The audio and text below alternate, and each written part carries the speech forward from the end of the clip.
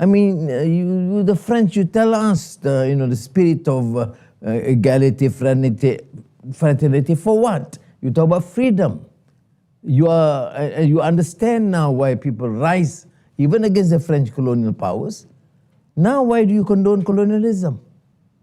Why do you condone, accept the fact that some areas, Arab lands, can be colonized? That I fail to understand. 大家好，我是老吴。前几天我做了2期关于台湾的节目，结果评论区里跑进了一大堆支持台独的绿蛤蟆。说实话，他们的发言真的让我大开眼界，彻底刷新了我对这个群体的智商下限。看着那些颠三倒四、毫无逻辑、黑白不分的留言，我都不得不佩服民进党，在现在这个信息高度开放的时代，硬是把一大堆人洗脑洗成这样，真的挺算有本事。后来评论区几乎都被这些绿蛤蟆占领了，搞得我都懒得看了。今天咱们换个话题，看个轻松的解气的片段。这是马来西亚首相安华最近接受法国媒体采访的片段。这个记者把双标玩到了极致，本来是想给安华挖坑，结果被羞辱了一通。他一上来就往安华头上扣了3顶帽子，话里话外指责安华搞双标，先是拿伊朗核问题挑事儿，接着又在巴以冲突上道德绑架，然后又扯到俄乌战争。可这还没完，质问完之后，他又开始挑拨离间，借着捧菲律宾，暗示马来西亚对中国太软，是不是让步太多了？但最精彩的是安华的反击，他不仅一条条对得干净利落，逻辑上滴水不漏，他还直接把法国人引以为傲的自由、平等、博爱搬出来，反过来把这个双标记者狠狠地羞辱了一顿，确实让人看得非常解气。那我们直接就进入片段。Western countries, including here in France, are saying Iran has to abandon its nuclear program. Do you think this is a fair demand, or this is asking too much of Iran and it's different from other countries? What if they want non-proliferation on the understanding that it should not be used as a weapon? Fair. But then it should be consistent. And I think these contradictions, hypocrisy is too real and people don't swallow it anymore. It's not an imperialistic design of colonial period where you can dictate. You have to be fair. No for Iran, yes, but no for Israel. But why these double standards?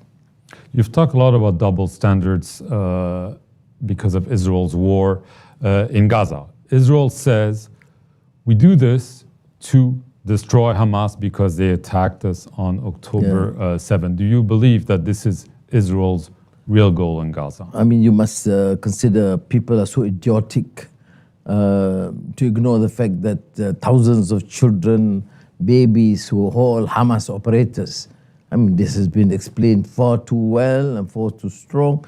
And I'm very appreciative of the fact even the West, the people have voiced out. And I don't think on this issue that the ruling clique and elites represent the aspirations, sentiments, and the conscience of the majority of the people. In that regard, I think people like us in the far lands and at least see the the growing sentiment based on compassion, humanity is still there in Europe. After October 7th, you called the Hamas leadership to express support. Why not condemn them for what they've done on October 7th? No, I support the initiative to reach a ceasefire. I do not support violence, but I cannot accept the fact that the start of the issue or the crisis is October the 7th. I mean, some Western leaders are completely blinded to the atrocities for decades. Why are we silent about all the atrocities happening day and weeks? Lands have been taken. I mean, the French, you tell us, the spirit of equality, fraternity, for what? You talk about freedom. You understand now why people rise, even against the French colonial powers. Now, why do you condone colonialism? Why do you condone accept the fact that some areas, Arab lands, can be colonized. That I fail to understand. So I think if you want to urge the Hamas or Palestinians to say, look, have this whole spirit of peace, I did. I mean, of course, the Ismail Haniyeh died in the assassination by Israel, but I did. I met not to provoke and encourage violence. I met to encourage him to try and engage with the Qataris and the Egyptians and the Americans to try and strike a deal. What's wrong with that? But certainly I'm not there as a lackey of some other countries to condemn them and then silent on Israel and allowing Israel to continue with impunity. Some are saying that obviously you're very critical of Israel because of its war in Gaza, but you're much less vocal about Russia's invasion of Ukraine. You've met with Vladimir Putin several times. Why this double standard? Some people would say. It's not double standard. We have expressed our position vis-a-vis the war in Ukraine and the fact that the invasion has been condemned, and I make no qualms about it. And I urge President Putin, when I met him, to enter into negotiations. He's not listening, obviously. Well, so are the other countries also not listening. I mean, I think what he told me, he's prepared, but don't dictate and don't conspire against him. I said, notwithstanding this, I don't represent anyone. I mean, we come from a different region and a smaller country, but as a friend, I urge him to then seek some sort of an amicable, peaceful resolution of the conflict.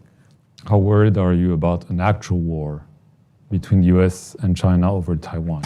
No, I'm not that pessimistic because I think both leaders would want to avoid war. Whatever you may say about President Donald Trump or disagreement, he represents a position, a president of the United States that do not want or encourage wars. And I know for a fact from my engagement with President Xi Jinping in particular, quite a number of times, he has been very firm on the issue of avoiding any sort of violent reaction or offensive against any country. You just said you had very good relations with China. As many other countries, there is a territorial dispute in the South China Sea. Some countries have been more vocal. Take the example of the Philippines. You have not been so vocal. Does this mean that you're ready to make some concessions, territorial concessions to China, or is it a different tactic that you're using? I said, I was at Sorbonne in the lecture, this issue was raised. I said, Malaysia is a maritime country. We have border issues with all our neighbors. Singapore, Thailand, Indonesia, Philippines, Brunei, and Vietnam. But we don't go to war, or it doesn't adversely impact upon our relation. In fact, our relation is exceptionally great. Because we have small differences here and there, we try and resolve it amicably. So I ask, why take exception against China? We have all these issues, and suddenly you single out China. We have not encountered any serious issues. And in ASEAN, we take a common position. We urge ASEAN as a whole, the countries, including China, to agree on the code of conduct. And the Chinese, over 20 years, this has been. But the Chinese have responded in Jakarta. Is it going to happen? Yes, they said yes, they will look at it. They are supportive, and we proceed from there.